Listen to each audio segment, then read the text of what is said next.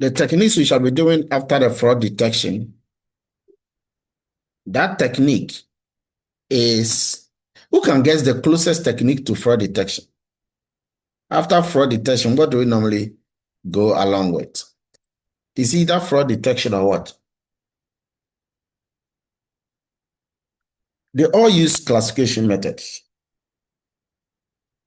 Who can take a guess? Some of these classification methods. In fact, some of you are even doing classification method. Raise your hand if you are doing a classification method.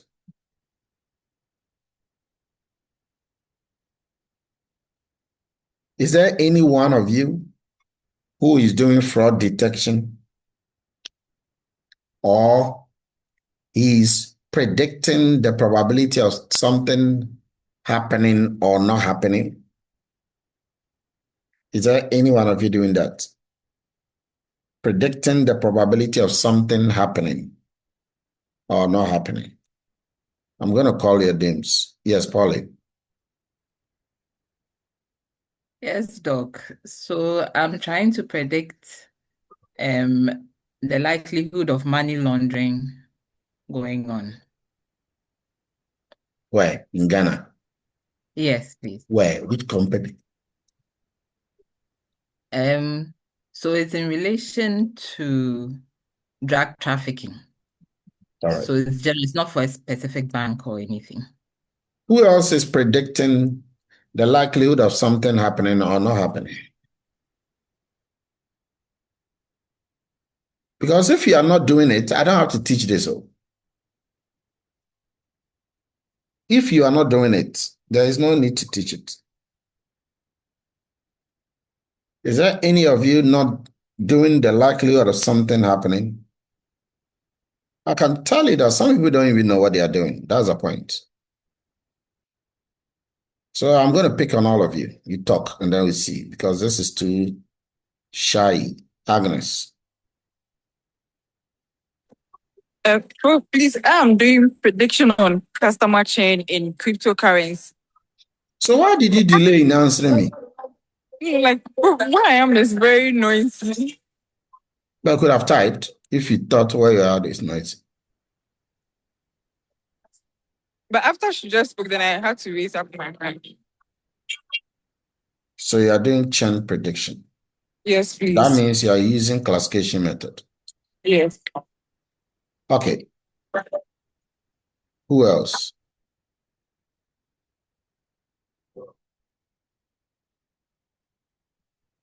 Stephen Atakra. You are also doing something like that.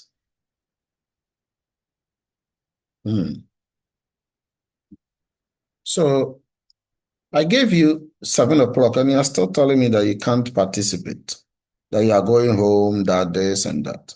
But it was supposed to be 6 o'clock originally, wasn't it? Or it's not 6 o'clock. Or it's rather Saturday. Is it originally Saturday? Say 6. It's 6 on Thursday originally, isn't it? Yes. Yes, Thursday 6. No, maybe about 7 now. Mono so mumpe. Hey. All right. Let me go to Boatin Edward. What are you working on? Doc, I just joined though by a classification. But I've seen you, 2 minutes I ago. just joined. I didn't even hear the question. I just heard is it Agnes or something talking. So I don't know the question asked. But per answer, I'm also doing classification. Everybody doing classification, raise your hand. Okay. Everybody who is doing classification, just raise your hand.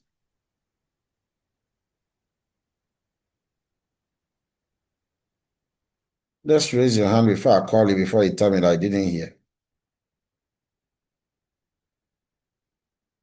Brenda Kwashi, what are you doing?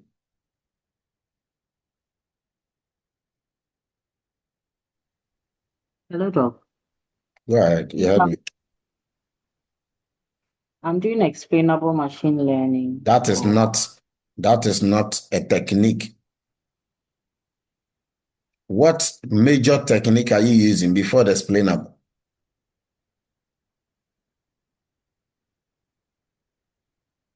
You guys remember I told you that some don't know what technique they are using.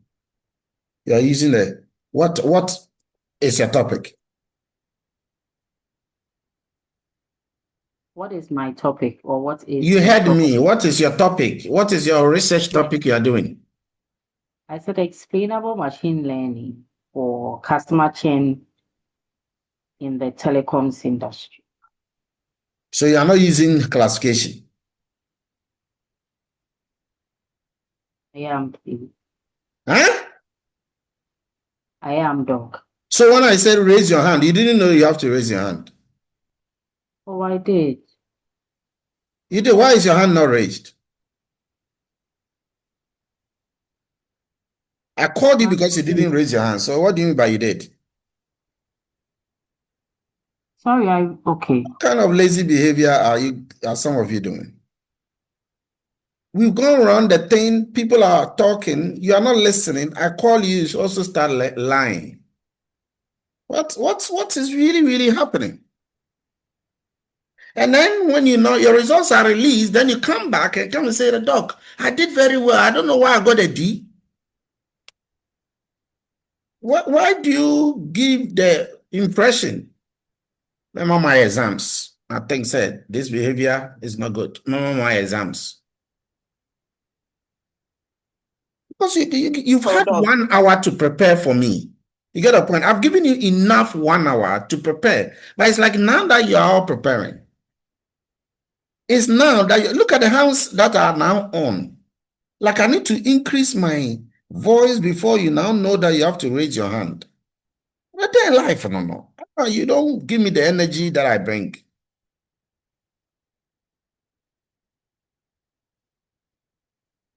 Okay. Doc, apologies. Don't apologize to me. That is the worst thing you can even do at this time. You do the right thing, you don't do apology. Because you're going to do another mistake again. All right. Let me start. I didn't know that there are over 12 people using classification. You made it look like nobody was even doing classification.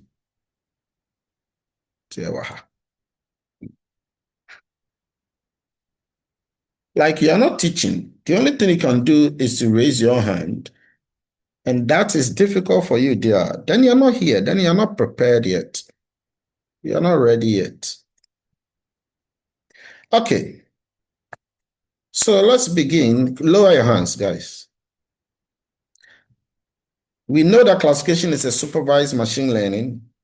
We know that the goal is to assign an observation to one of the several predefined categories. The categories are groups. I know also that you've already done classification in supervised machine learning. I know that. But I also know that majority of you didn't understand, even though you worked on Python. I know that as well. Formally, if you have a data set which is XY, where X are the features and the Y's are the categories, you can now learn a function that correctly predicts the class of a new unseen observation. When you throw an observation to the existing observation, you should be able to predict which class or group it will belong to. The method that will help you to do this is known as a classifier. A classifier. So classification is answering the question to which categories does the observation belong to. It's not like regression. Regression is predicting numbers. Classification is predicting categories or labels. So whereas in a prediction, the dependent variable is a continuous variable. In a classification, the dependent variable is a category. So in a prediction, whatever you are predicting, like the house price, is a number. In a classification, whatever you are predicting, whether it's customer churn, is a label. It's a group. You can have a lot of multi-class classification.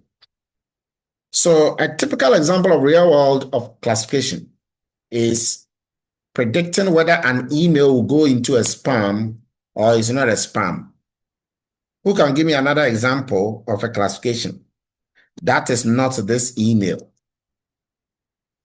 Which other real world examples could we have a binary classifier, Agnes? So can we say a situation where a customer will disengage or will not disengage? Yes. It's just like churn or not churn. What else? Pauline? Not defaulting on a loan or not defaulting. Okay. What else? Yeah. Doc, a student passing or failing an exam. Good. And you know that all of this will be dependent on something else. Now, they will not happen immediately. They will depend on something. Very good. Emmanuel? Disease diagnosis. Be specific and tell us what is or what is not. Okay, so for example, if a hospital is want to diagnose whether a person has malaria or not. That's So what it's an we are example. doing here. Okay, but when you say disease diagnosis, if I had just written email, you will not know clearly whether we are talking about spam or not a spam. Yes, Edward. A fraud detection, whether a bank or a credit card transaction is fraudulent or not. Good. Stephen. Doc, please, pregnancy test. Whether what? Whether pregnant or not pregnant. Good. What else? Clement. Sir, please, credit scoring, whether loan applicants are grouped into high risk or low risk. Good. What else? I think I still see some hands. The Rexford. Doc, weather prediction, whether it will rain or it won't rain. Good. McAfee. Sir, whether an insurance claim is fraud or not fraud. Good. Abigail.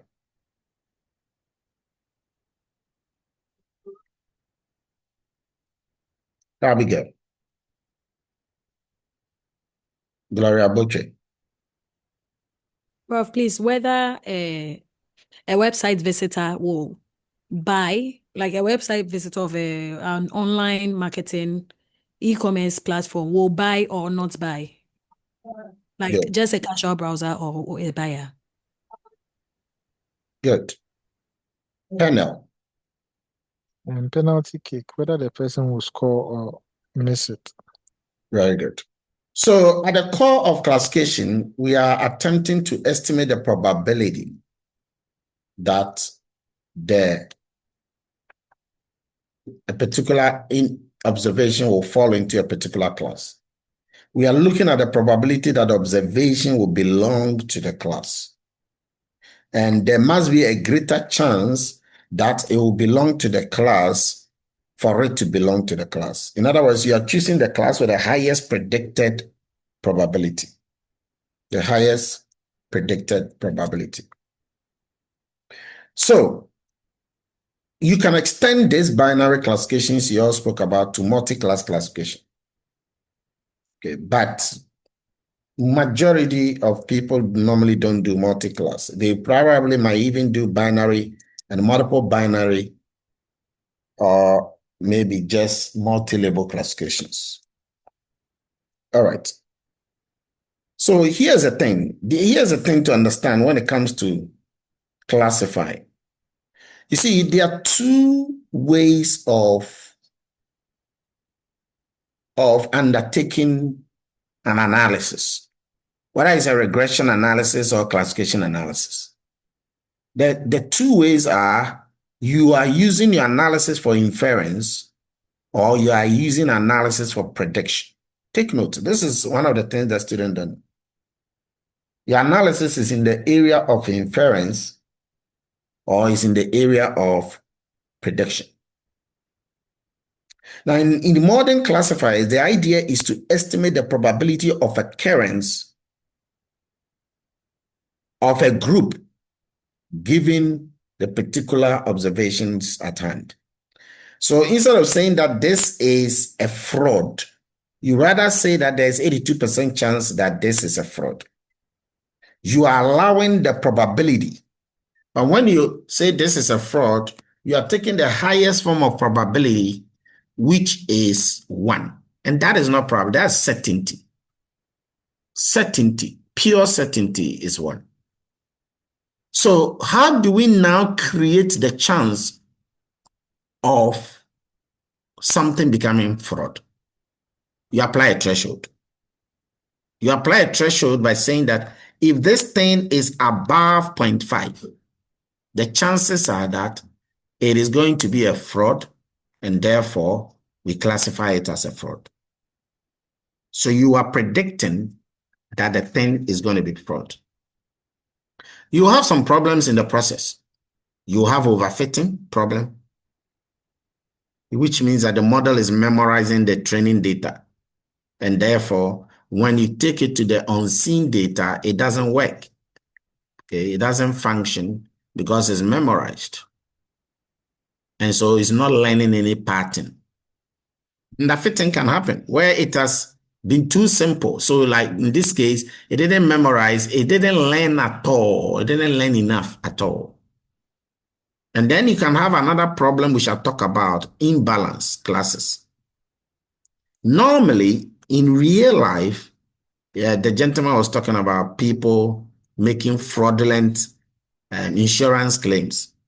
Normally, majority of the people that make insurance claims, most of them are not fraudulent. They are usually, legal. They are usually legal. But the chances of you having fraudulent, claims are there. But they are usually small. And that is what causes imbalance groups or imbalance classes. I know one of you is aware of it. Who can explain to me what imbalance classes is? Or imbalance data? You already have some examples there, but what does that mean? Imbalance data.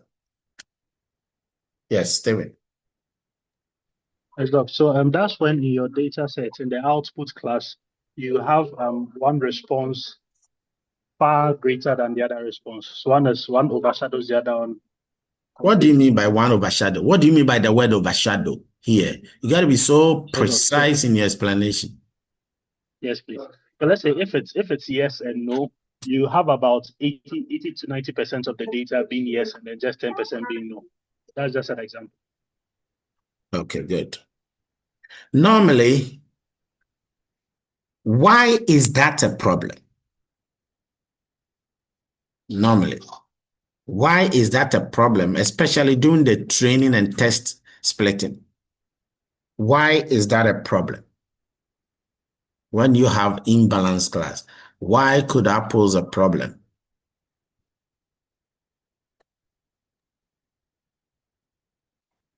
Yes, Steven. Yeah, Doc. So I think your model might be biased in the end because it won't have enough data to study enough data to get maybe data on the lower response. I don't have tried to explain this. Okay, Agnes. So it's process your thoughts. Yeah, so it will be difficult for the model to find a real item in it because one is more than one, so it will be too good. It will be difficult for the model to find a real item in it. A rare item in it. You are confusing us with your choice of words. First of all, you will make me ask what you mean by real item. So instead of me not asking that, you make life simple. A rare item in it, like something And that I'm not asking you to explain a real item, but I want you to explain what you mean by it's difficult before you explain what you mean by real item. You see, the mod is imbalanced. So you have one particular class being more than the other. So the model will take the particular class that is more than the other. Why? So Why if should it? there's Why should it? why should it? Why should it take more? Let me see if I I'm can asking you the question because of your explanation. If you have gone another explanation, I wouldn't have asked you. Why should it take? let me explain to like maybe how me I understand it. So if you have a data set, Ah, like the but guy you were was explaining it to how I will understand it. Is that what you were doing? yes. No, you should have explained it to how you understand it. That is Oh, called being yourself. okay. So the person that came before me mentioned that maybe you have 80% being yes, then 20% being no. If you have a model like that, you have a data set like that, it will be difficult for the model to find maybe there's something within the 20% that you're supposed to know. But because you have 80% of yes, it would go more with the yes, and you'll be able to find maybe something different from the 20%. What is that something? So that one, I don't know how to explain.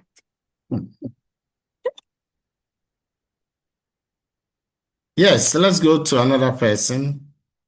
Penel. Okay.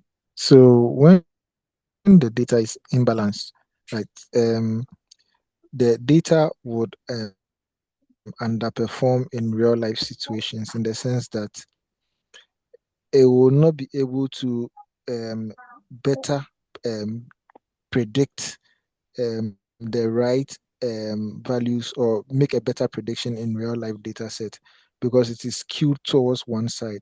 So to me, it would just in one instance memorize patterns for where it has large data sets, and then on the other hand, it would underperform when we have large instances where a data has large variables of let's say no, when you're taking a case of yes and no. So the data would underperform in the real life because you just have the data skewed to one part of the data being skewed to one part of a response. So for me, I think that the data would be underfit when it is imbalanced. I like your explanation. It's good. McAfee.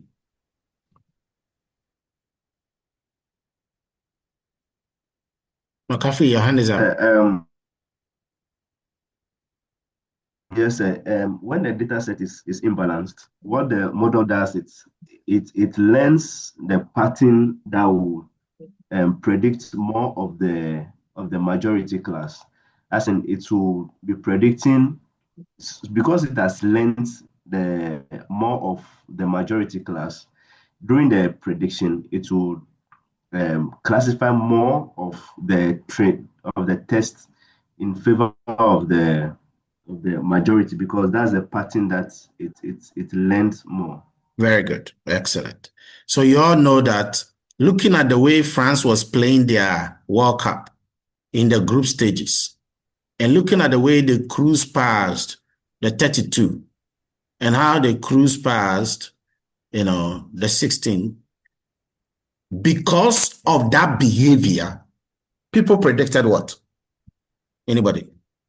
Majority of people predicted what? When they were going to meet who? Yabu, Poku.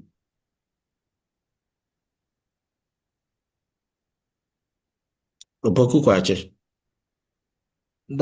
Most people predicted that France is going to score Spain and go on to win the World Cup. Why did they do that? Because they let me say because they outscored all the opponents they faced from the group stage to the semifinals before the Spain match. So because of the pattern in which they were going about their game, the pattern of play and the pattern of score. Of course, the other one also score, but the pattern of play and the pattern of score. So if you have 200 people in a class, and you come to realize that the 200 people, you have 180 of them being male and 20 of them being female. And then you enter the class and you saw that in this class, there are only 100 people that have come. which means there are 100 more people who are going to come. If the door is locked and the next person knocks to enter the class, you predict that that person will be who? Likely to be who? And why? Who can tell me?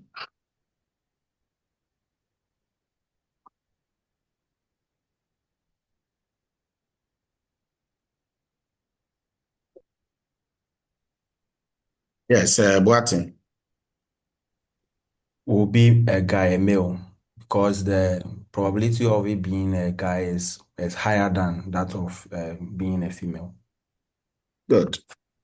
I have to concentrate on this because there's a question on that I'm setting for you. So it's important that you get this. So the idea is condition. It's not just probability, but it's conditional. Conditional. The probability that a particular Y is present is conditional. So you say that given the features, given the independent variable, what is the probability that a new observation that enters this sample, and this new observation is from the unseen, is going to belong to class 1? Given that income is 3,000 and debt ratio is 60%, the model is going to predict that the probability of a person defaulting is going to be 78. So there's a 78% chance that this person will default. Okay. So this is exactly how you execute all of these plans. Now, probability is a very, very good thing because it doesn't make you too known. It doesn't make you become overly confident. It makes you confident than putting certainty on the line. And with probability, you can also rank them. You can rank them. But you need to identify a threshold, and that is the difficult part. Because once you have the probability, you got to classify, and you need a maximum probability rule. And the maximum probability rule says the thing is going to be present, 1 or 0, absent. If the chances, the threshold is 0.5. And that threshold rule is very important. But why do you think I selected 0.5 here? Any number could be selected, but why 0.5?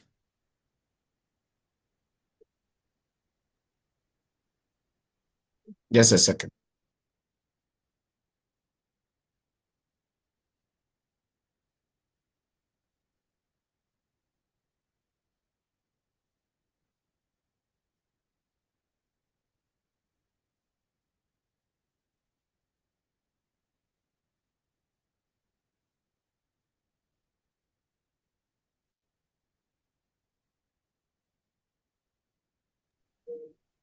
Yes, why 0.5? Well, 0.5 because it's in the middle. Okay. If both classes are equally likely, 0.5 is a neutral point. And it's better to use that middle lane than to use a different lane. But then note that the threshold can change. For example, you can have fraud detection using a threshold of 0.5. If you use fraud detection, if you're doing fraud detection and you use that 0.5, you can miss fraud cases. So you have to bring it down so that you catch more fraud. And that is a sort of trade-off that you have to go through. So what are the various classifiers or classification methods we are going to be dealing with? Which of these methods don't you know about? Which of these methods don't you know much about? Or you know about all of them? Or which of these methods have you not used?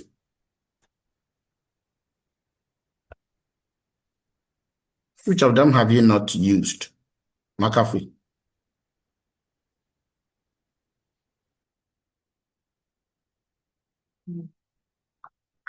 All right, so you have linear, discriminant, quadratic, and all of them will be using them. Even support vector machine will be using them.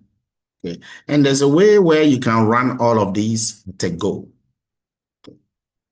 Now, most of them, you will not use them for for inference. You use them for prediction. Okay, but some of them, like logistic regression, like support vector machine, like generalized additive models, you will use them for both inference as well as for prediction. Okay. My goal is for you to understand the classification perspective before you look at the evaluation matrix. We want our classifier we are going to use to perform well, not only on the training data, but also on the test data. The data that is unseen that we shall bring along. So this is a typical example of a credit card default. The qualitative response here is a default. The default can take on the values of between yes or no, whether the person default or doesn't default. We are interested in predicting whether an individual will default on his or her credit card on the basis of using these, whether the person is a student or not, balance, or the person's income level. This is a typical example. But when you're undertaking classification, you are going to encounter the metrics. Now, when you are doing regression, one way to determine the fitness of the regression model, or one way you can rely on the ability of the regression model to predict the future, there are some metrics. Who can tell me some of the metrics we use to be able to use a regression model for prediction? What are some of the metrics that we use? Who can tell me? There are several metrics. There are about 12 metrics available. What are some of the metrics you normally use for regression? Yes, McAfee. R-squared. R-squared is a key important metrics. What other metrics do we use when you're undertaking a regression analysis for predictive purposes? Gloria. MSE. Mean squared error. Mean squared error, yeah. What is another metric that you can use? What is another metrics you can use for regression purposes? Yeah, Opoku. And in case you don't know, put them down. It will help you so that you don't say that I don't know what I'm doing. Yeah. Doc, adjusted R squared. Adjusted R squared. Okay. It's good. The only thing is that normally when it comes to the other machine learning models, you don't really use the adjusted. Even when it comes to ridge regression, lasso regression, which are also equivalents of regression. What else, Pauline? The RSS. What is that? The residual sum of squares. It is from that you get the R square. Okay. So you will not need the residual sum of squares again. What other metric do you use? Nanaya? So we have the root mean squared error. The root mean squared error. Good. What other metrics? Penel?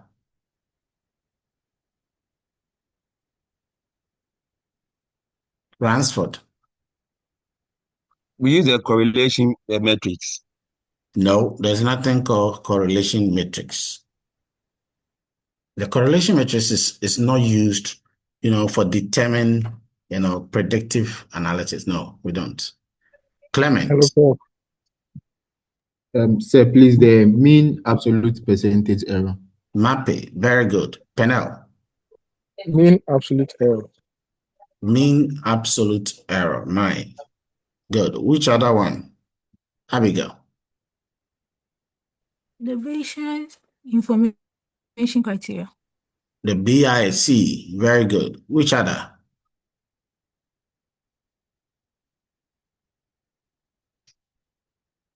There is something about median. Median. There is also something about, yes, Kezia. Yeah, please, median absolute error. Okay. And then you have the usual log likelihood, and then Ikaike information criterion. So for quality for numerical dependent variable, there are quite a number of these. Now we are coming away from that area, and we are now going into a different world. And this is classification. So and I know you've done this already. I'll skip through it quickly. Which of classification metrics do you know? Apart from, so we're done with regression. What are the metrics that you know? The commonest one, it starts with what? Laura. The confusion matrix. Very good. The confusion matrix itself is developed from 4 different things. Okay, we'll come back to that. But which other method apart from the confusion matrix? There's something else you use, Gloria.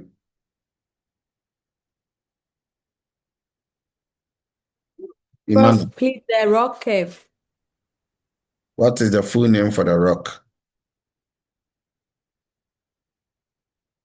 If you say ROC, you don't have the full name. My distance is not really showing at all. Why is it doing that? Oh, listen.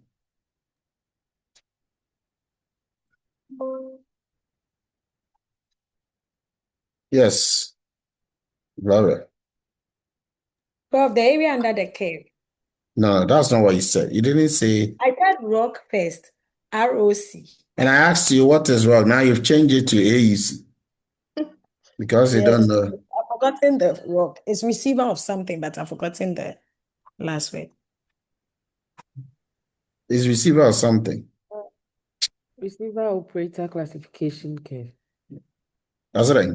Receiver operator characteristic. Receiver operator classification curve. Classification view. Somebody is helping you. Operating characteristic. Receiver operating characteristic. Yes, so let a person help you. All right. So you have the AUC, you have the ROC, but there's another one. There's another one there that has not been mentioned. Who knows about that? Apart from the receiver operating characteristic curve and then the area under the curve, there is another one.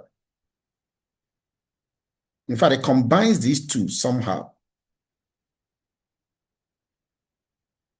The area under the precision recall curve. Take note. The area, oh, I'm not showing that thing. My destiny is not trying to show individually. How is that possible?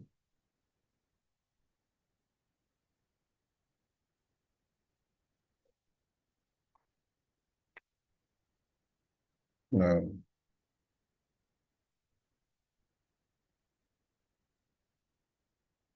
Okay, I think you see my screen now. Yes, Doc. All right. Yes. So take note of these 4. Okay. So we're going to start with the confusion matrix. I'm sure you've learned a lot over the last weekend on the confusion matrix. True or false? True or false? True. Good. True. But did you understand it fully? Did you understand it well? Prof, No, Doc. I did, so I don't know for others. The others? Everybody? Yes or no? You just put the answer in your mouth and let me hear the dominant one. No, Doc. Yes. No. Yes, Doc. Yes, Doc. Yes. Yes, Doc. No. No. Yes, please. No. No. Right? Okay, no, I can back. Why? And the way I can ask nipa miensa. You confuse me. You're confusing my confusion matrix. Okay. So you should ask questions based on what we are doing. And those of you who knows, If you know, you also participate in helping those who don't know, because it can be slightly confusing. You're going to see that with the example I'll give. So the idea is to find a model that correctly classifies records to their classes. And what you are using is you are using the predictors information to do that. So here you have fitted a model on the training data alone. You want to test the performance of the model using the unseen data. What do you do? That is what we are going to look at. The confusion matrix is also called a classification matrix. It's a 2x2 table. Only 2x2 is used to assess how well the model performs. It gives a summary of the correct and incorrect groups or classifications that the classifier has produced for a certain data. Now, the classifier here is either the logistic classifier or the naive Bayes classifier or the linear discriminant or quadratic discriminant classifier or the decision tree classifier, support vector classifier, and so forth.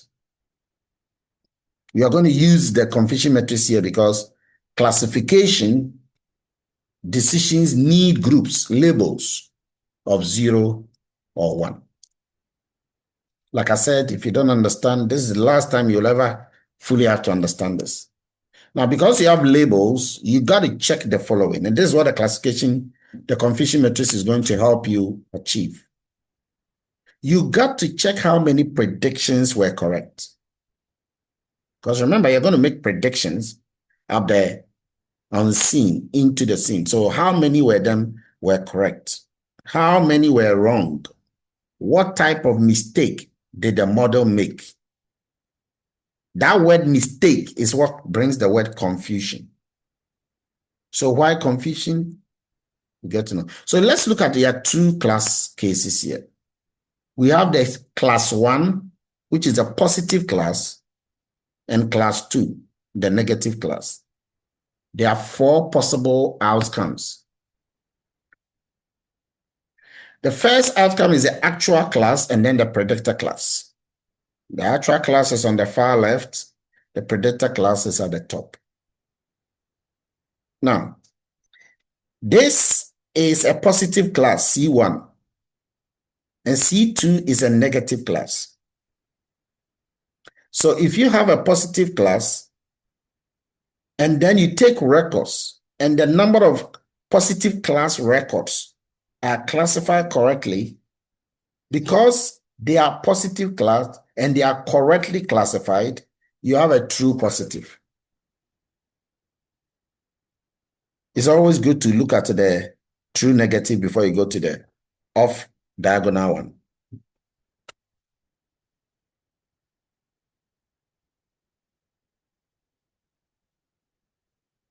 Then when the number of class, the class 2 records are also, they are negative class. So you're actually predicting that the person is going to default, and the person truly defaults. Okay, that is going to be a true negative. And so the number of class 2 records have been classified correctly, and that makes it a true negative. Now, what is the difference between the false negative and the false positive? Now, let me ask you guys, because those of you said you've done it. Why is a false negative called false negative? Why is a false negative called false? Why is it called false? And why is it called negative? Gloria. Because in actual fact, it should have been positive, but the prediction gave it as negative, which means it's not supposed to be negative, so it is false. Yeah, but why is it positive? What makes the thing positive or makes it negative? The baseline for the C1 is Give an positive. example of what makes the thing positive or what makes it negative. Okay, so An example would be if for a particular disease, let's say HIV or cancer, let's say cancer. So maybe C1 is positive for cancer, and then C2 is negative for cancer. Then from the prediction, wait. You say C1 is what? Positive. Like someone has cancer, is a positive one. Uh-huh. So and then you said something about C2. I want to understand that. Okay, so I said C1 is positive, that someone has cancer, and C2 is that the person doesn't have. It's negative. Good. So what I'm trying to let you know is that you don't just use the positive and negative for using sake. You can't swap them. Yes. Okay. See the way you explained it. You can't swap them. Okay, so can I say it this way that I didn't say you are wrong. I'm saying that what you said is right. Provided you understand what you said, what you said is right, which shows that you can't swap them. Yes, that's what it means. So I have chosen someone having cancer as positive, and then the person not having it as negative. Good. The rest of you, do you understand? Someone else can choose the other way around. Good. Why would someone else choose the other way around? That's my question to you. Why do you think someone else must choose the other way around when what you said is positively positive? Okay, so Prof, I think you choose it if that is your interest, like the thing you are interested in. You choose that as your positive, like as one value, and then so the thing you're interested in will be the positive. That's what I'm thinking. Exactly, the thing. So that's why I'm saying it. Now you're talking. The thing you're interested in is going to be positive, and what you're not interested in is going to be negative.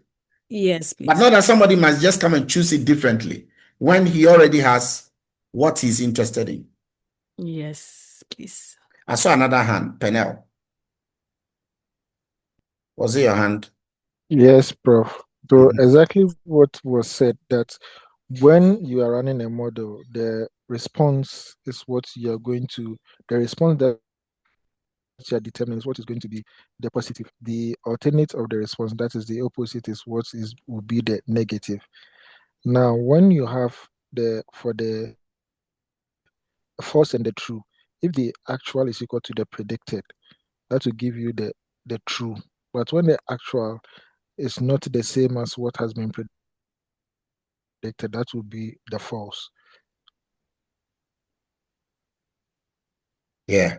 What you said is fine, but just that it's too theoretical. You know, the example she gave was less theoretical. By the way, anybody who doesn't understand true positive, true negative, false positive, false negative, we don't understand, because I'm coming to give you a test right now. Good. All right. You all get it. So if, for example, C1, the model is predicting a disease, okay, that a person is diseased, and they are actually diseased, then we are in the center for true positive. If the person is predicting that a person is a diseased, and then the person is not diseased, we are in the center for false negative. So take note of this. Now, the confusion summarizes these 4 points. It's confusing, and you're going to see that very soon, because it's telling you where the model gets confused. It's confusing positives as negatives and confusing negatives as positives. But you need these measures because they will help you to find several other matrices, because it's from the confusion matrix that you are able to calculate the accuracy, the precision, the recall, the F1, and then the sensitivity. You are able to calculate all of them. So based on the the confusion matrix, you will now have 4 outcomes, as you can see. The TP true positive, the TN true negative, then the FP false positive, and then the TP, what do you call it? FP false positives. You're going to have these 4 elements. And you are going to use them to do another calculation. And these are the evaluation metrics that we are going to discuss. The first evaluation matrix is a misclassification rate. Sometimes it's called the overall error rate. It is a main accuracy measure, and it's given by the false negative plus the false positive divided by the total number of records in the data set. Now, take note that the total number of records in the data set is obviously going to be the total positives plus the total negatives anyway. So that is a misclassification error which you can calculate. And the software will also give you that. Once you have that, you can also find the overall accuracy itself, or the what you could simply call accuracy. The accuracy is given by 1 minus the misclassification rate. The misclassification rate is the whole of this error. 1 minus that gives you the accuracy. But if you want to calculate the accuracy straight on, you can have the true positive plus the true negative divided by the n as well. Note how you judge these things. Then you can have the accuracy rate. The same thing, okay? The percentage of the cases that are correctly classified. The true positive plus the true negative divided by the total positive plus the total negative. Then you can calculate the precision. The precision says that of all the transactions that were flagged as diseased or as fraud, how many were actually fraudulent? Okay, so that one you want precision. You want, how many of the positive predictions were correctly made. You are looking more at the accuracy of the predicted model to correctly classify a particular class that you're looking for. So precision is going inside deeply. Accuracy is more or less general. Precision is getting specific. And the formula for that is true positive divided by true negative plus false positive. The recall is also called the sensitivity rate, which is asking you of all the fraudulent transactions, how many were detected. Now remember, the precision was saying that of all the transactions flagged as fraud, how many were actually fraudulent? Now this one is asking of the fraudulent, how many were detected? Then you have the recall. Oh, sorry, still on the recall. The formula for the recall is given by, yes, Penel. So, with regards to the precision, I'm asking, when somebody makes a correct prediction that the outcome will not be diseased, is a correct prediction. So why isn't it part of the numerator in calculating for the precision? Because he made the right assumption that the outcome of this particular, let's say, selecting this particular person, the person will not be diseased, and truly, the person was not a diseased person. So why is it that the true negative is not added to calculate the precision? Because the model accurately predicted that the person accurately predicted what? That the person will not be diseased. So he didn't say that. He says that of all those that were flagged as diseased, how many were actually diseased? Of all those that were flagged or predicted to be diseased, how many were actually diseased? That's it. He didn't say that they were, what do you call it? You can't have the true negative here. He was saying that of those that were flagged as, diseased, okay, you are going to get true positives from that. And you're also going to get false positives from that. But how many? So you have to, the denominator will have to, it's a sort of a probability. The denominator has to be the positive, whether it is a true positive or a false positive. But then we wanted the true positive out of the total of the positives. We wanted a true positive because we are interested in, of those that were diseased, we want to know how many of them were actually diseased. So first of all, you are looking at those that were diseased. Okay, those that were diseased, do you know that they are the positives? Yes, please. Yes, that is why you can see that the denominator includes the true or false positives. I could have simply said positives, but it includes them. They are the diseased. But then how many were actually diseased? Now you're going to the true part.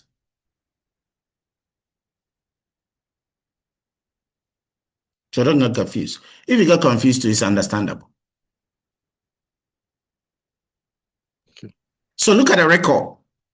It's the same thing with this one, but the record is a little bit different because that's why I like the principle behind the record here. Okay. So if you look at the denominator, you are taking the true positives and then you are taking the false negatives. Because the record is telling you the total percentage of those that were classified correctly. And classified correctly is a true positive. But then they are classified correctly from what? Not from the disease guys. They are classified correctly not only from the disease guys, from both the diseased and the non-diseased. That's why you see that a record, the denominator is TP plus FN, unlike the precision, which is TP plus FP.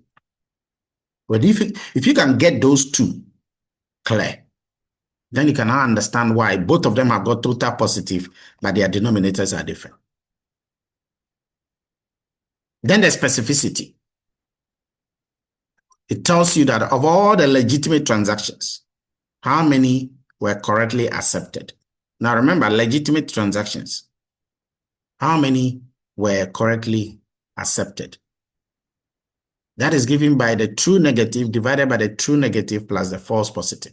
Watch it carefully and you will see that it has a sort of an opposite behavior with the sensitivity. Check it. But we'll look at practicality of this very soon. And then the final one is that if you take the precision alone, okay, it's bias. If you take the recall alone, it's also bias. Because in real life, where you have many of the groups imbalance, I mean, you just gave an example, majority of the minority class, the majority class are really bigger than the minority class. And when that happens, it makes the accuracy score bad. Sometimes you get, the accuracy score is not, because the accuracy is already biased towards the majority class. And that is why we need the F1 score. Why? Because the F1 score is the kind of the brain child, the marriage between the precision and the recall. And the marriage is that the precision and the recall must be multiplied at the numerator and divided at the denominator, multiplied by 2. So it's like, they call it the harmonic mean of the two, because it's punishing the low values more strongly and ensuring that if either a person's precision or recall is low, either one is low, the F1 is going to become low. You see, the thing is that precision and recall are trading off each other. You go and check the formula, you see that. Okay. Precision is TP over TP plus FP. Recall is TP over TP plus FN.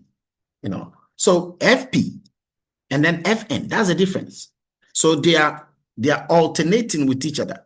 So one comes at the cost of the other. When you are getting high precision, you are getting low recall. More precision, less recall. More recall, less precision. And that is why it is important to get a harmony between the two. And the harmony is a F1 score. Those of you who said you understood it in your class, I hope that you can help those who didn't understand it fully. But those who didn't understand it fully will ask a question, right? That's the only way you can explain it to them. So we're going to take a typical example here. You're going to work this example with me. It's going to make you understand this better. By the time you finish it, you will fully get it. So take this cookie and you're going to get it. So we're going to predict whether a person will default on the loan he's taking. The bank picked 10 customers and the model outputted the following predicted probabilities. So watch it. The predicted probability that a person will default is 0.9. The predicted probability that the second customer will default is 70%. The predicted probability that the last customer would default is 5%. You are to classify as 1 if the probability is greater than 5. If the probability is greater than 5, classify it as what? 1. If the that 0.5 is a threshold, we are just picking that threshold because it's a middle. So on the basis of that, the customer number 1, what is going to be its predicted probability? Who can tell us? It will be equal to what? 1 or 0? Restford. 1. What about the second?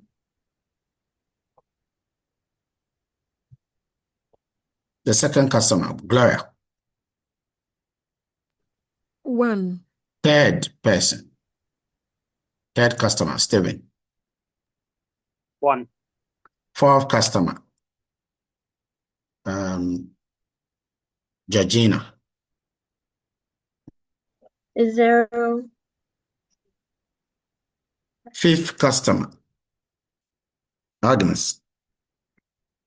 1. Sixth customer, Nanaya. It says 0. That's 0 point. Oh no, sit 1. 1, sorry. You weren't paying attention even when you raise your hand. That's why. No, Pay no, say attention. Pay attention. say 1. 1. Seventh customer, Boateng. 0. Eighth customer, Pauline. 0. Ninth customer, Emmanuel. 0. 10th customer, Maxine. 0, sir.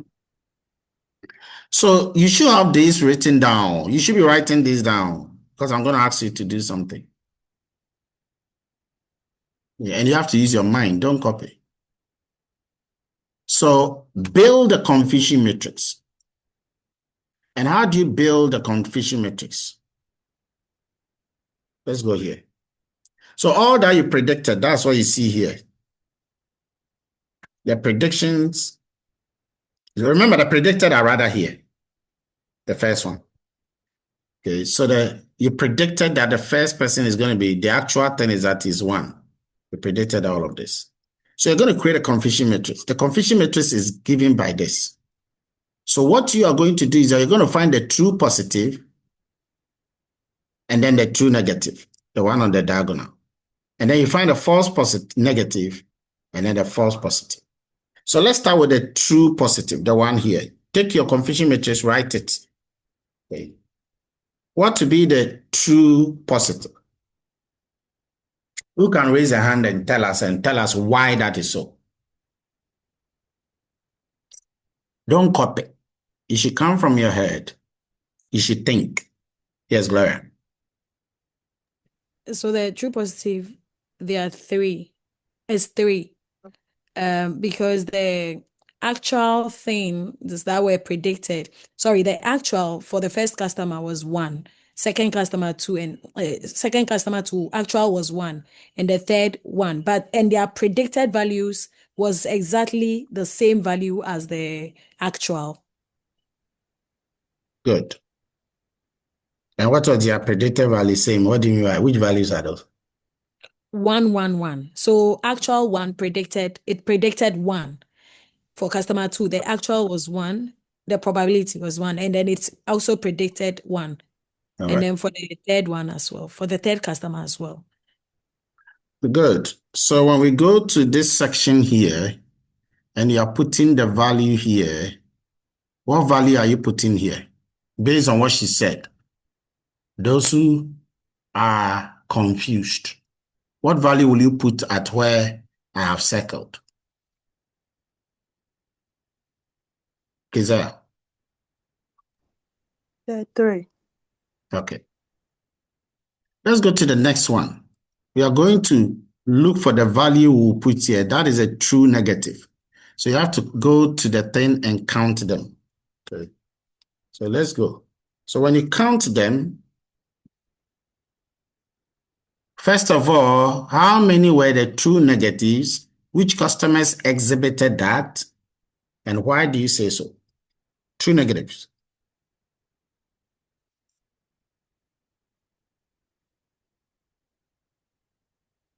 True negatives. Rexford. But I want to try. So the true negatives will say customer 7, 8, 9, 10, because the predicted are 0, 0, 0, 0, and the actuals are equally 0, 0, 0, 0. So we are saying for the negatives, that's 0. So if the predicted is the same as actual, which is 0, 0, then these are the true negatives. Why are they called negative in this context? Because we said that the positives are is either positive or negative. So if the positives are 1. Yeah, but we are in a practical world now. Why are they negatives? Okay, I need help. You know, I asked that lady and she was trying to, practicalize it. And I said, we'll get to the real life. So let's go to Clement. Why are they negative? Sir, please, because they didn't default their loan. Exactly. They did not default their loan. And once they did not default their loan, that is negative because the one who is doing the research says that you will default. When you default, that is positive. When you don't default, that is negative. So in this case, negative is good, isn't it? In this context, negative is practically good. And he's gotten a 0. Customer 7 has 0. This guy too has 0. This guy too has 0. Which means that truly, and then actually, the actual values were also 0. So it means that that is true negative. It's good to find the true negatives and the true positives first because they are the most easiest, the easiest one. The most difficult ones are the ones we're about to look at. So let's go to the next. If you don't understand, you raise your hand. Now we go to, so keep that. So what number are we going to put at this section here? What number are we going to put here? What is a conclusive number? I'm slowing down here because I want you to understand. Yeah. Log 4. 4. Now we are going to go to the false negative. And that means that you got to understand the false negative before we get there. So what is this false negative? Let's get a practical interpretation before we go there to the top so that you can understand what is happening. What does a false negative mean in this context, in this fraud detection prediction context? What does this false negative practically mean? Don't go and use C1, C2 for me. Brenda. These are customers we predicted will not default, but actually defaulted. Okay. Customers you predict that will not default, but then they actually defaulted. McAfee. Your hand is up. Yes, sir. I was going to say same. So our model predicted that it's not the person has not defaulted. Meanwhile, in the actual sense, they have actually defaulted.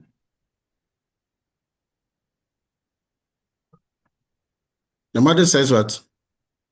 The model says they have not defaulted, but they have actually defaulted. Yes, yes, yes. They've actually defaulted. So when you go up here, is my table showing? Is my predicted actual table solution guide showing? Yes, Doc, it's showing. Okay.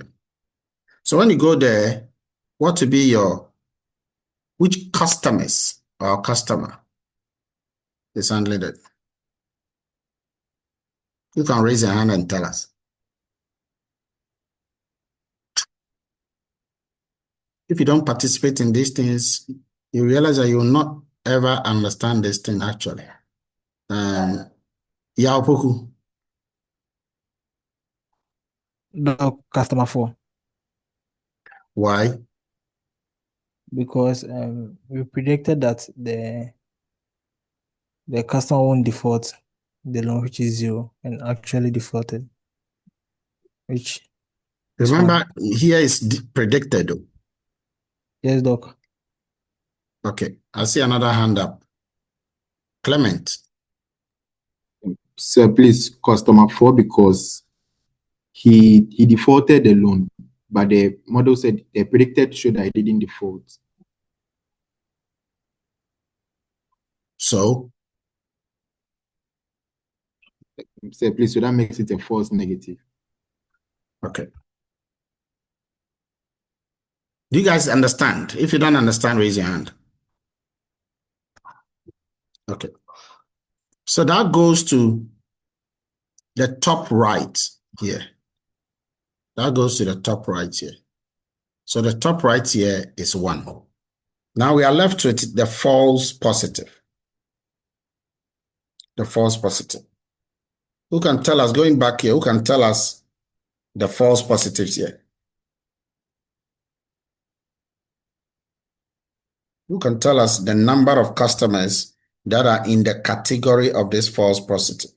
Brenda, and why? Customer 5 and customer 6. Because we predicted that they would not default, so we gave them 1, but they actually defaulted. Is that a final answer? Yes. Who has another addition to it? Agnes. Prof, I'll just come to say what she said. All right, check it. So that's it. So these customers are 2. Okay. When you go here, they are going to be 2. So you have all of these customers selected here, as you can see, and you can now put them in this confusion matrix. I'm sure by now you have written your confusion matrix, and you can now total. You can total that under the default, those that are in the true positives and false positive, the total is 5. Those that are false negative and true negative, the total is 5. And then you go horizontally, it is 4 and 6 for the true positive, false negative, false positive, and then true negative. And so you now get a total number of customers to be 10, exactly as you wanted. When you understand the thing from a simple data set like this, it makes you understand it when we go into the real life analysis. So when the software gives you the real work, you are not confused. Guys, do you follow me? Because you have to discuss your real work, but you need to understand before you discuss the real work. Who doesn't understand something here? Okay. So now that we got this, we can now calculate our metrics. So let's go to the first metrics, accuracy. Yes, Maxwell. Hello? Yes. Bro, I'm getting confused a little. You can't be confused a little. You are confused or you are confused. Don't say a little. I'm confused. Yeah, I'm confused. The confusion matrix is confusing me. So I thought negative negative, when we say negative, that is where we say they were supposed they did not default. You know, when we're doing the true negative, it's like we said they won't default, and ideally too they didn't default. That was how we got the true negative. So I was thinking the true negative would rather be those that the actual predicted that they won't default, and the predicted said that they would default. Guys, can somebody help him? I know some of you fully understand what we just did. Can somebody help him? Raise your hand and let me see if you can help him. This one is student to student.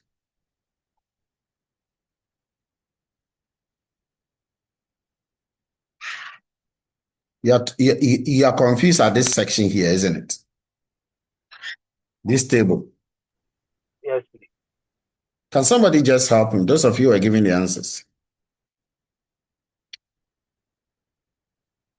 Or those of you who are giving the answers, you are giving the answers from a copied ensemble. No, I don't think that all of you are copying like that. Yes, Clement. Yeah. Explain it to him like a class 1 student. So please, from the table, the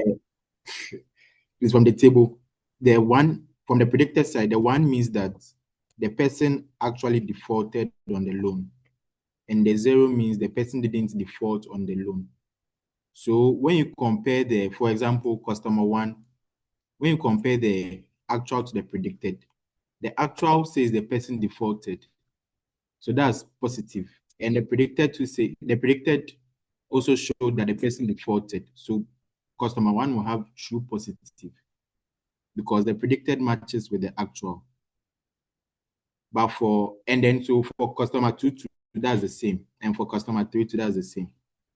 But for customer 4, the actual showed that the person defaulted, and then the predicted showed that the person didn't default. So that's a false positive because the predicted doesn't match the actual. I don't know if he gets it. Director, do you understand this explanation? I get it. So it means that customer 4 is false positive, right? Yes, customer 4 is false positive. But the answer No. Customer 4 is false negative. False negative rather. Thank you. False negative rather, sorry.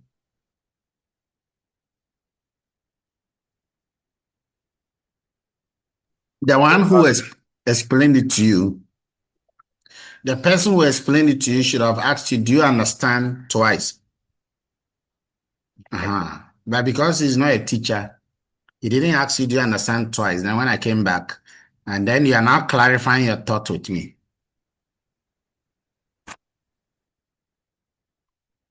Do you understand now? Yes, please, I understand now. 1 second.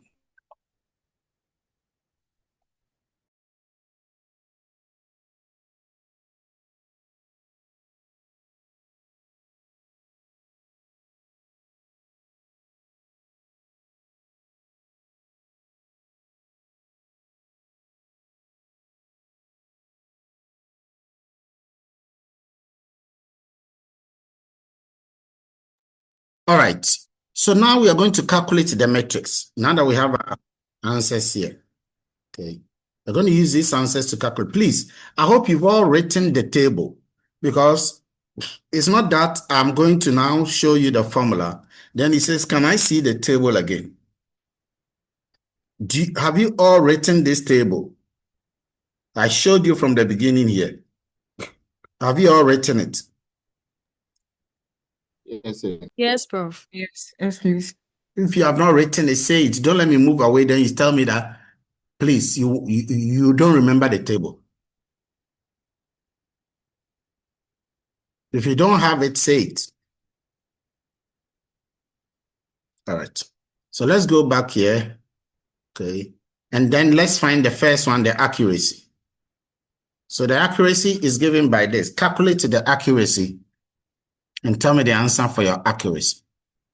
That's the first metric. When you're done, you raise your hand. You are taking the total positive plus the total negative divided by the positive plus the negative. Now remember, the positive plus the negative will give you 10. It's the same as a sample. If you are done, you raise your hand and tell me. Pauline, what's your answer? 70% or 0.7. Yeah, what plus what minus what? That's what I want to hear. Okay, so that's 3 for the true positive and 4 for true negative divided by 10. Okay. Let's go to the next one. Precision. Calculate the precision. Precision. Precision, that was the word. If you are here, you are not participating, it's up to you. 0.7 or 70%. Gloria. EP.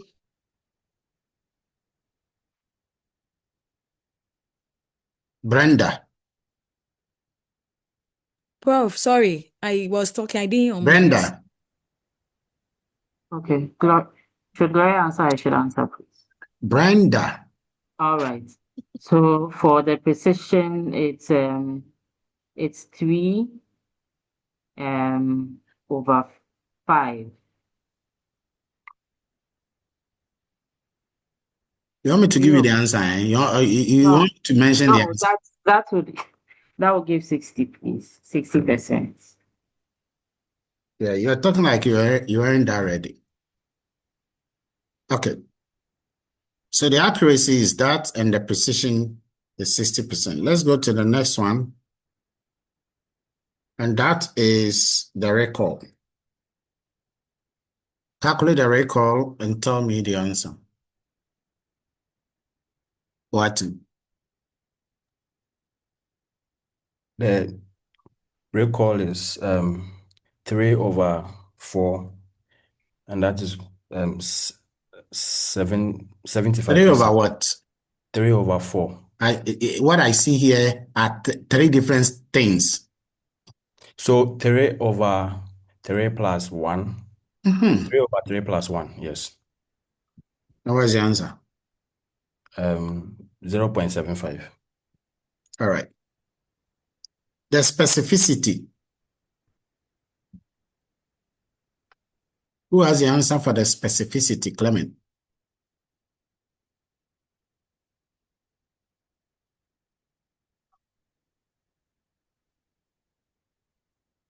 Oh, Clement, your hand is not up. Let me go to. Sir, please, the specificity is 4 over 4 plus 2, which is equal to 4 over 6, which is then equal to 0.67. So how many percent is that? So 67%. Good. The F1 score.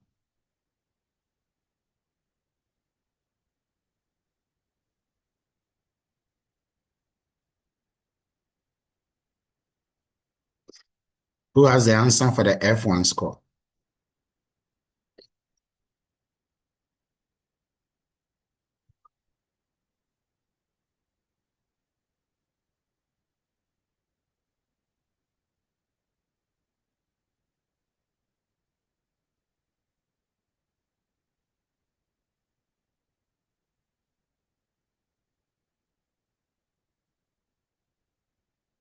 The F1 score.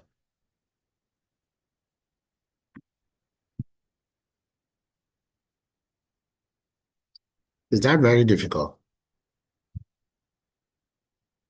Kanaya?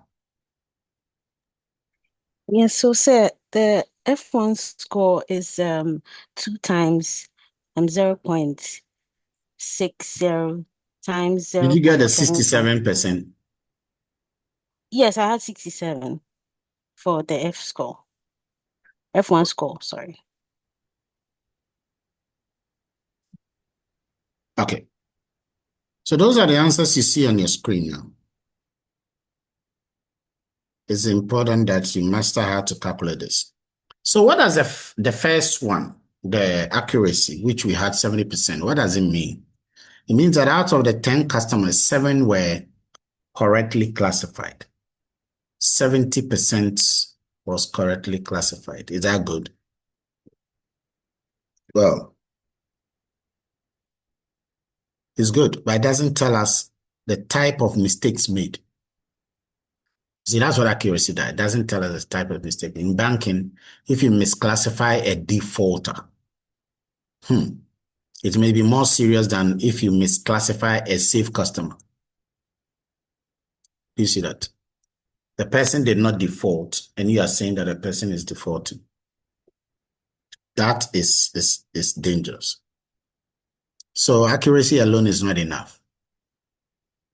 You have to add this, get deeper, think more. Of all the customers predicted as defaulters, 60% truly default. Okay, so now you move away from the accuracy to precision. Precision is 60%. So now you don't just say that, 7 out of them were classified. Okay, yeah, but how much of those predicted as defaulters truly defaulted? 60% truly defaulted. 40% were not properly. Now you can see the picture here.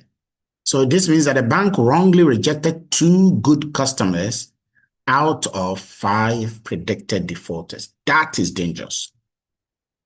A customer is good. He's not going to default. He's coming for a loan. He's not going to default. And now you have rejected 2. Out of every 5 customers, you are rejecting 2. So precision is very good because it measures the trustworthiness of the positive predictions. It measures whether the predictions you have made were trustworthy or not. 60% were truly defaulted. Is that acceptable? Well, it depends. It depends on the structure of the bank.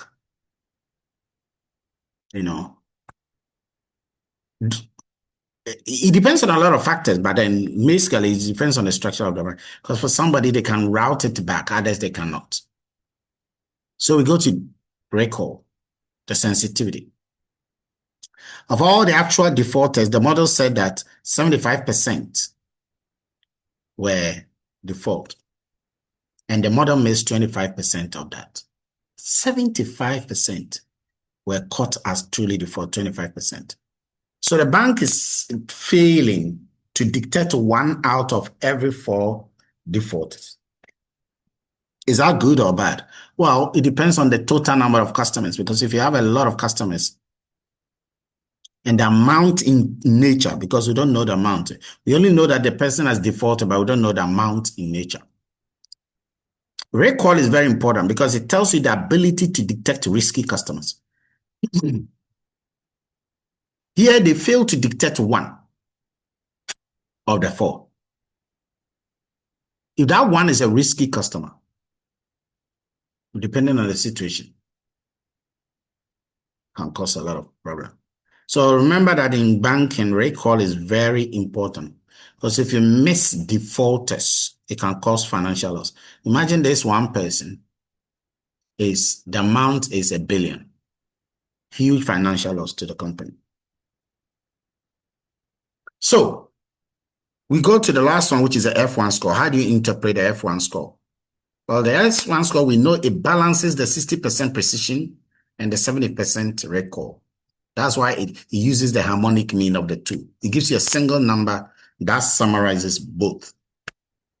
Now, precision and recall, both of them are moderately high, 60 and 75%. So F1 is also going to be moderate. And we saw that F1 is useful when the classes are imbalanced. In this context, if you check the classes, could you say that it was imbalanced?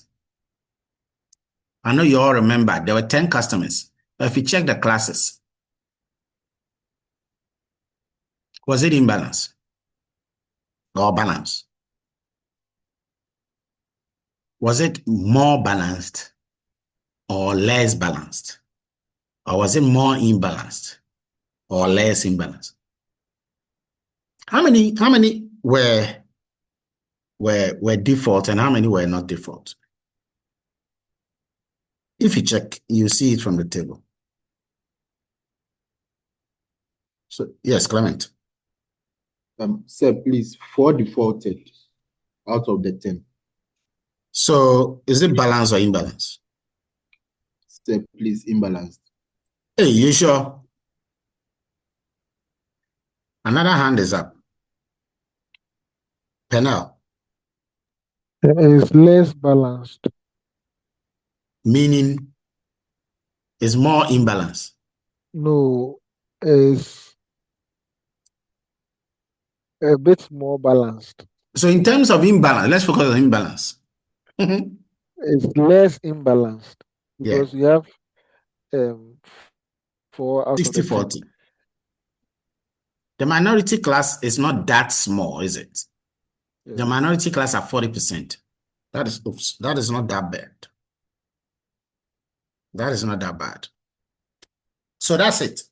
Okay. But F1 score here is useful when the sample size is more imbalanced, like 80-20, 90-10, 95-5.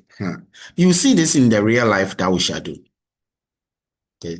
So both the false positive and the false negative, they matter as far as F1 score is concerned. Okay. So that is how you execute this. This is just one of the metrics that you use to be able to make your judgment. This is just one of the metrics. Let's go to the next one. The next metrics that we use is a receiver operating characteristic curve. The receiver operating characteristic curve. I understand that you've been taught this. And you did a test on Sunday. How did the test go? The Sunday test. Was it cool? And I know a test. We did our best. How was it? Emmanuel. Yes, sir. So for the section A, it was not related to supervised. It was more of Python. It was code. Yeah. So we didn't know whether we should add a bracket or we should eliminate the bracket. It's really like some of the codes demanded you to add a bracket, and we didn't know which one we should go in for. So I think Prof came out to say that, but not that section A. I think that was for a different class. So he was even asking when we put data into the actual section A. Because it was a programming section A that was mistakenly given to us. Anyway. There was no question on ROC, was there?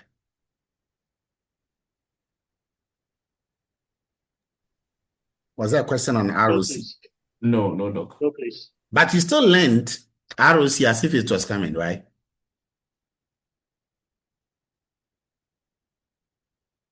Or you didn't? So I think he told us that ROC wouldn't come in this one. So it will probably come in the next one that we do. Okay. So you didn't learn ROC, isn't it? You'll learn it for the next one, isn't it? Yes, sir. So you are lost when it comes to ROC as it stands. Yes. Don't worry. So you should learn ROC with me. ROC is a graph. It's a graph for checking the performance of the classification model. But here is the thing. You are checking the performance across all the possible classification thresholds. Do you remember that the threshold we selected was 0.5? Do you remember that? So instead of just evaluating the model at only one cutoff, no. Like 0.5, no. Don't do that. The ROC will show, the curve will tell you how the classifier performs, how the logistic classifier or the naive classifier or how the the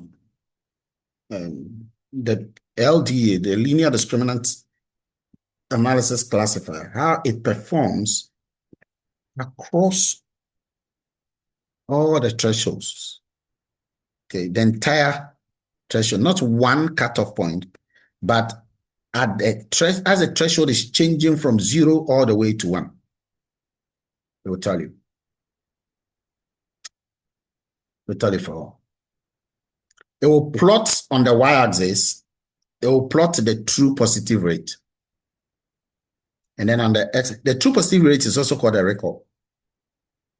On the x-axis, it will plot the false positive rate.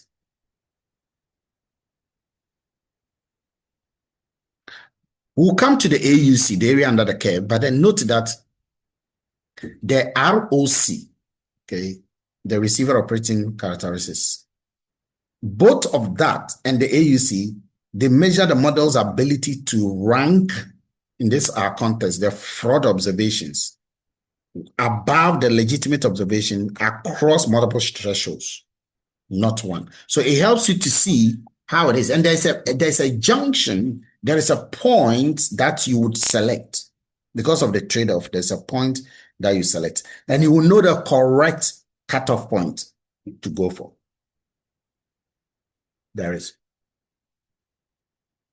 Now, when we say true positive rate, because we say that on the y-axis, you have the true positive rate. On the x-axis, you have the false positive rate. Okay. How do you calculate them? Well, we know them already. Okay. One of them is a record. The false positive rate is a FP over that. How you calculate these rates is what you see on the screen. So watch it. You have false positive rate on the x-axis. Like this. Come on. You have the false positive rate on the x-axis like that. Okay. So you have false positive rate. And then you have the true positive rate. As one is increasing, the other is increasing. But you remember that we said that the F1 score, because they move a bit in the opposite direction of each other, because they will all start rising, but they'll get to a point, one will be stable and the other will be falling. Let me see if I can show you the graph before. But then how you calculate the true positive rate, and remember, you're calculating this for the observations. Okay, for the observations. So you are going to plot the record as a total, the true positive rate versus the specificity, the false positive rate. And you can see that both of them are from 0 to 1 there. And you have different cutoff points or cutoff values. If you lower the threshold as you are moving towards 0, okay, it will classify more item as positive. Okay, and therefore you'll be increasing both the false positive rate and then the false positives and then the true positive. And then better performance is reflected by the curves that are closer to the topmost corner. So this corner here, where the true positives and the false positives are at one decision threshold. Okay, that is yes, I see Penel, your hand. Hello, Prof.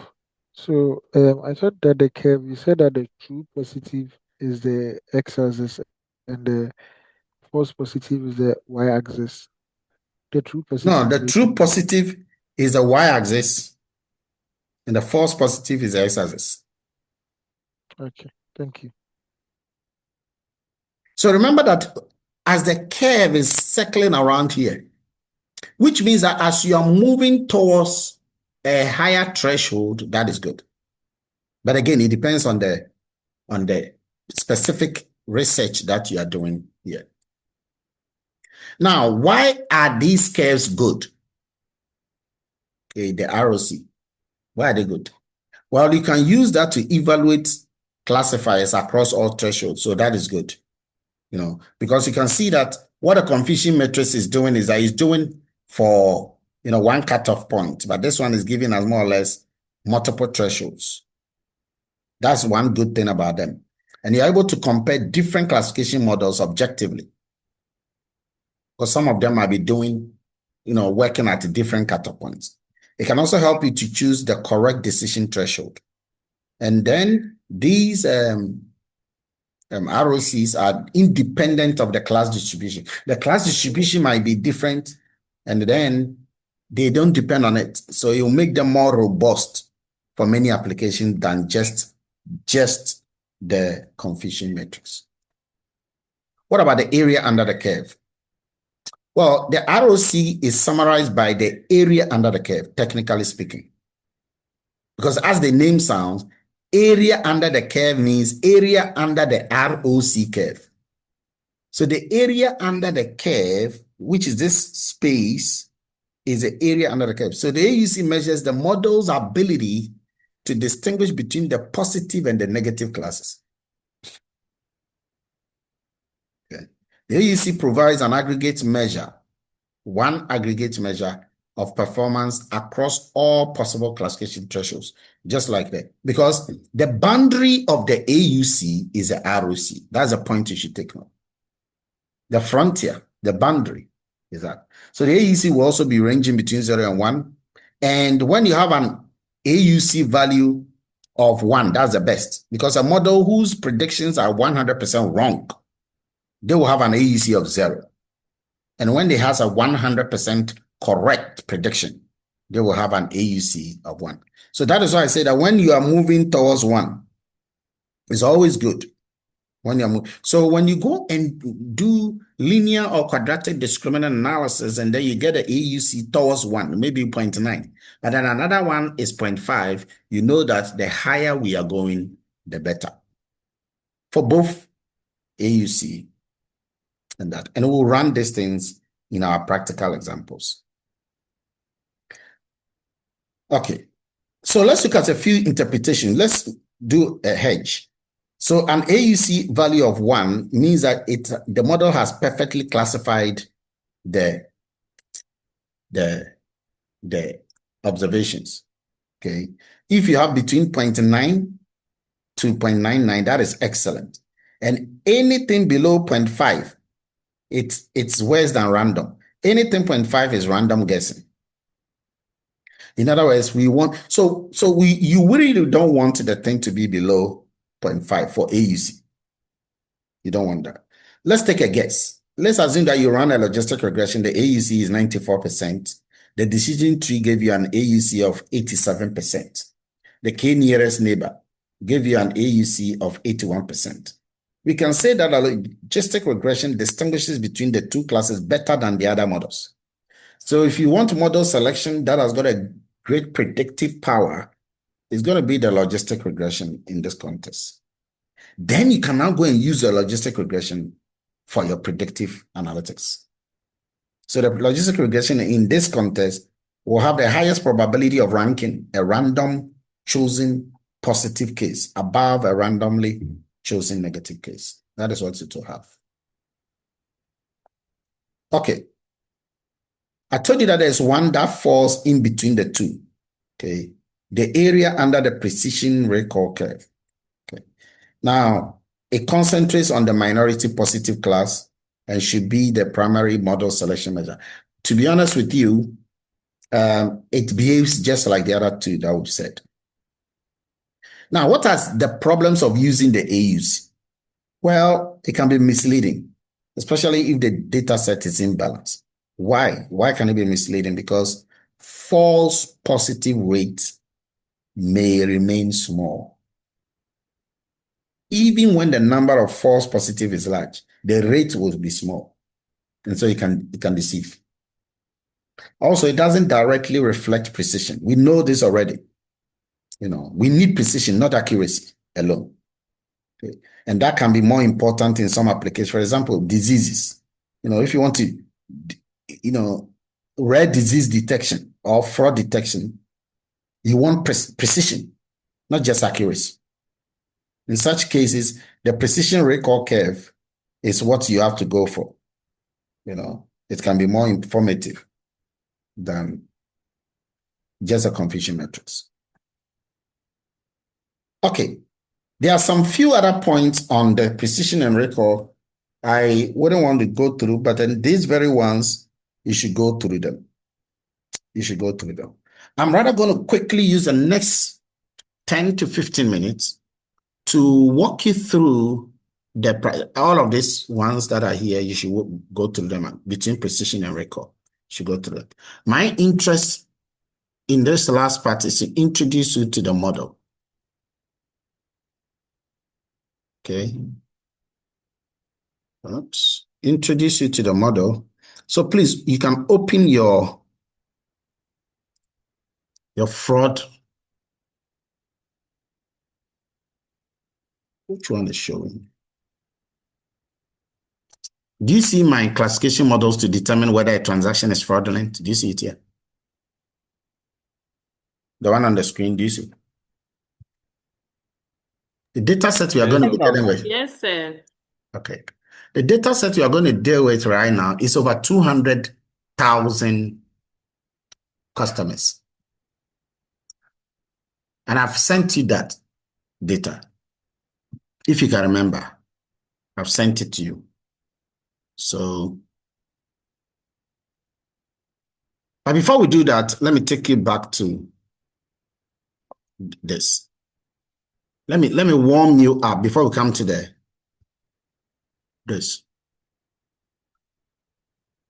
Our work we are going to do is about fraud detection. Fraud detection.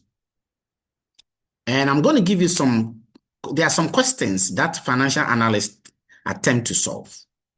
And one of them is fraud detection. Is a borrower going to repay their loan or they are going to default on the loan? It's a very big financial analytic question. Will the derivative price go up or it will come down? Again, that is a financial analytics question. Is this credit card transaction a fraud or not a fraud? It's again a financial question. So all these problems where the goal is to predict categorical class variables are inherently suitable for classification-based machine learning. We use this classification-based machine learning for fraud detection, for default prediction, for credit scoring, for directional forecasting of asset price movement, and for buying or selling recommendations. We use that all the time. Okay. I'm just giving you a prelude towards the data set. We always predict whether a transaction is fraudulent or not. So the case study we are going to look at today, and I know that we'll look at it more next week. The case study, the focus is to deal with an unbalanced data set. Now watch the word, unbalanced or imbalanced data sets. The reason why we're calling it the unbalanced or imbalance is because it is highly imbalanced with a small number of fraudulent observations. Fraud is one of the most significant issues the finance sector has ever faced. And you see, when you're writing your work on fraud or on churn or on any of those things, you have to let the reader know that you know the industry. So that is why I'm giving you a bit of that information on the industry. For example, when applied to the 2017 estimated GDP, the GDP 2017 estimated GDP in the world, in the United States was $79.6 trillion. 5% was lost to fraud, and this translates to the potential global losses of up to $4 trillion. So you have fraud alone has caused $4 trillion loss of money, fraud alone. So it is something that is a big issue. That's a point. Machine learning models can scan through huge transactional data sets and will detect unusual activity, pinpoint all the cases that might be prone to fraud, provide key alerts and insights for the bank or for a particular financial institution. That is why This case study is necessary. That is why your long essay or thesis is also very necessary. Your dissertation is important. So in this case study, we are going to use various classification methods. You're going to learn a lot of them to detect whether a transaction is a normal transaction or is a fraudulent transaction. And please, at some point when I realize that you don't understand the model, I will have to teach you. But that is why I'm also going to let you do presentations on them. So that when we come to the application, you'll get it. You see, today, I've just decided to walk you slightly through the metrics that we use. So this data is also going to open our eyes to something, how to handle imbalanced data by downsampling or upsampling the data. We're going to look at that. That's why this is important. It's also important because we are selecting the right evaluation metrics, given that one of the main aim is to reduce false negative. For this very example, that is a goal. False negatives are cases where the fraudulent transactions incorrectly go unnoticed. That is the false negatives. And we want to reduce that because this is a big issue in this situation. If a transaction is made and you don't pinpoint it, that is dangerous. And you want to reduce that. So the case study will help us to be able to execute that. What is the target variable? The target variable is in a column called class. You will see that soon.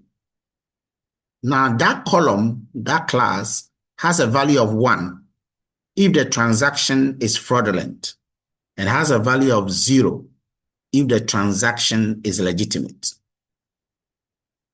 So the data is actually coming from Kaggle. And I know you all know about Kaggle. If you don't know, you raise your hand, we help you.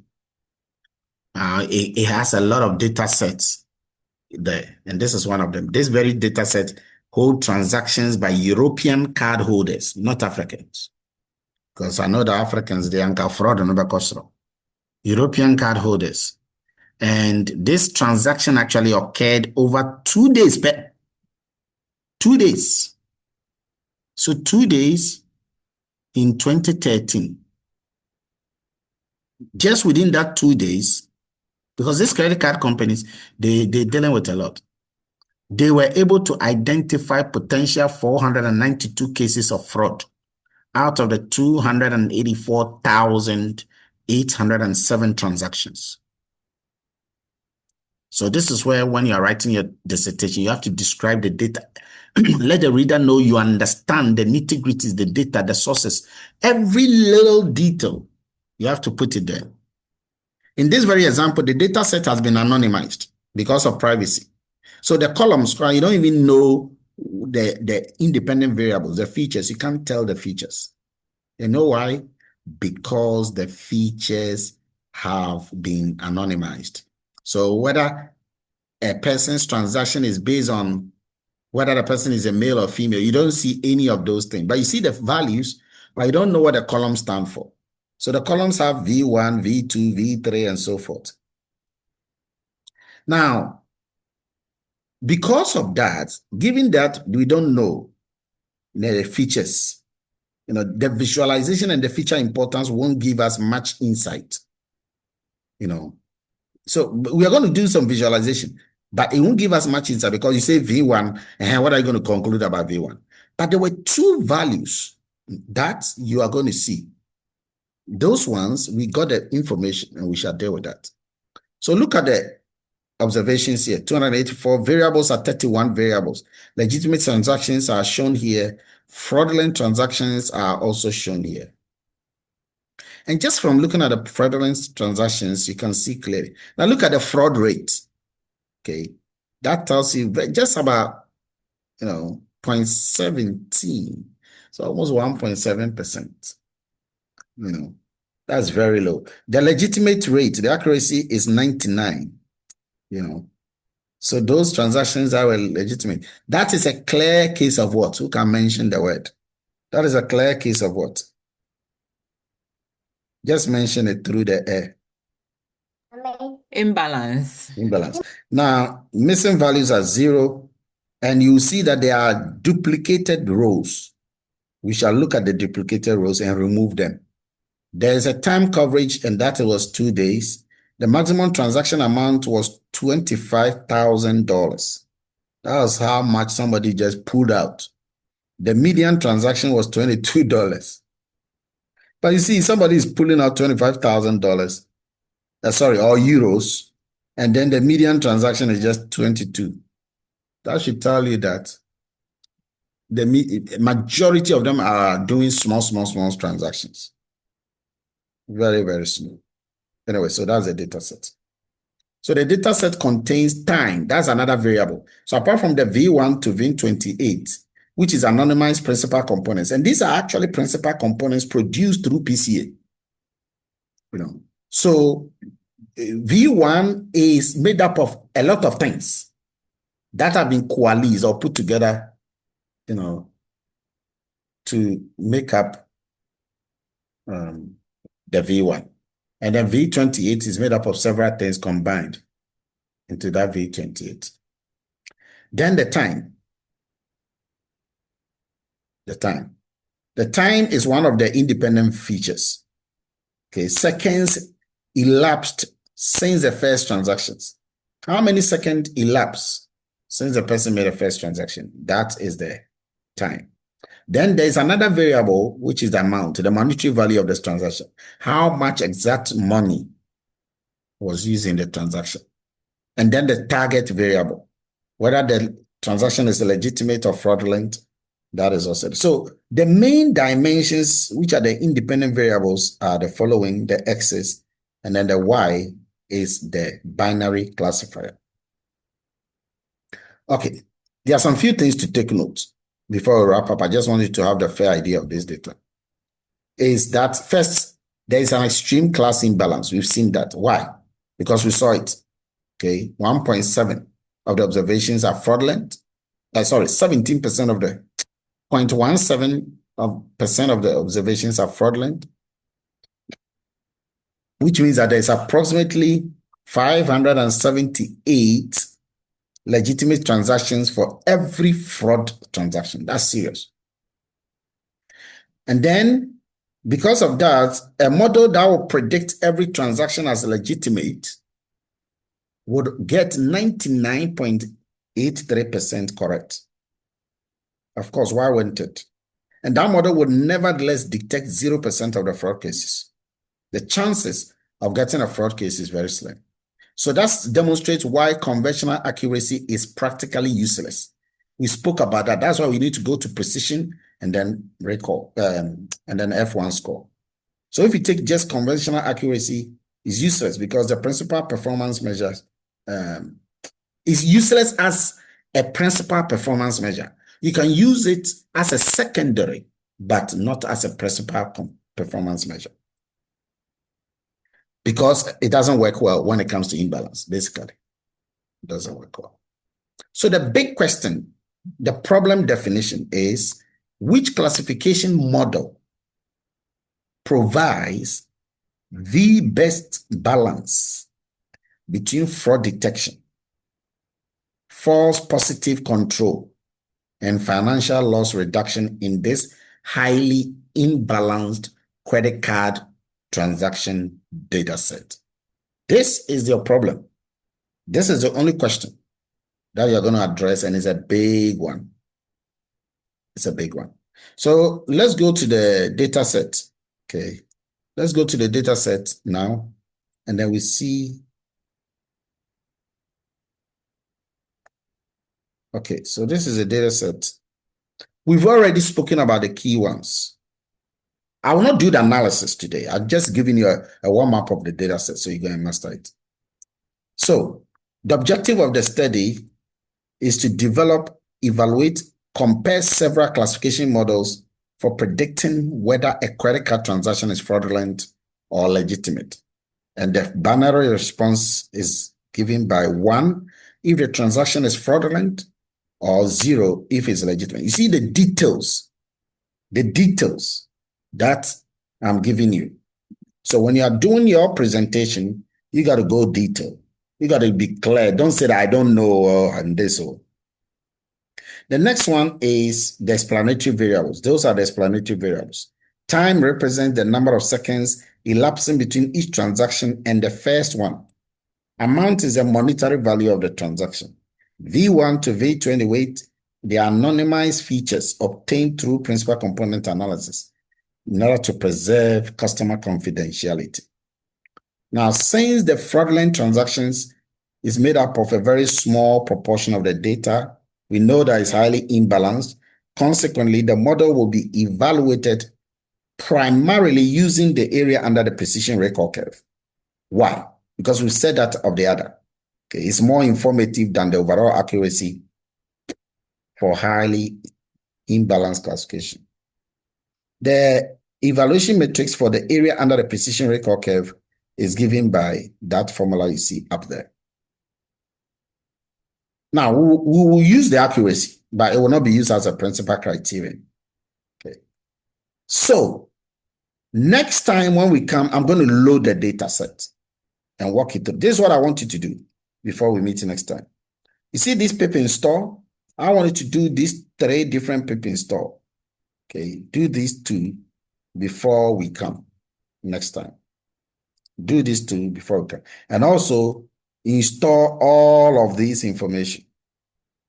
Okay, because there are a lot of things. If you check the libraries that we have here, there are a lot of them. Standard scalar, we are going to deal with that, but we're going to even use a better one, which is robust scalar, because of the imbalanced nature. And then we shall do the train test split. We shall do a couple of cross validations. We shall do hyperparameter tuning. So we are going to use the grid search for that.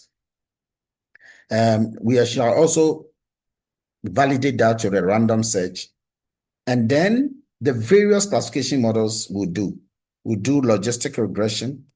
We'll deal with discriminant analysis, linear discriminant and quadratic discriminant. We shall look at both of them. We'll look at the k-nearest neighbor classifier. We shall look at the decision tree classifier, the Gaussian, distributor, the support vector classifier, the multi-class, classifier. We shall do all of this. And even the ensemble methods. Okay. If you have not done them, I'll teach you before I do them. So we shall do the ensemble method, the other boost, the gradient boosting, the random forest, and the extra tree classifier. We shall do all of this. Those are the minimum. And then I'll show you how you can do with the other ones we didn't do. But the principle will be the same. The evaluation matrix we shall be using, apart from the confusion matrix will come by all means. But then from there, we will get the accuracy, the balance accuracy, the precision, the recall, the F1, the ROC AUC, the average precision score, the confusion matrix, the classification report will even bring that. Then the ROC and the precision recall display. We shall do all of these classification matrices. Okay. And then we will introduce this new thing, imbalanced learning pipeline. This pipeline is very good because it helps us to put everything together. And then we'll do that. So, ladies and gentlemen, I've just set the ball rolling. I've just done a bit of the theory for you. I just set the ball rolling. For the next time when we meet, we'll look at that. Now, on the page, whichever of these methods you don't understand, put it there. I want to be sure. Okay, whichever of these methods you don't understand, put it there before we meet on them. Put it there. Put it there. Put it there. All right, so that brings us to the end of the entire caboodle for today.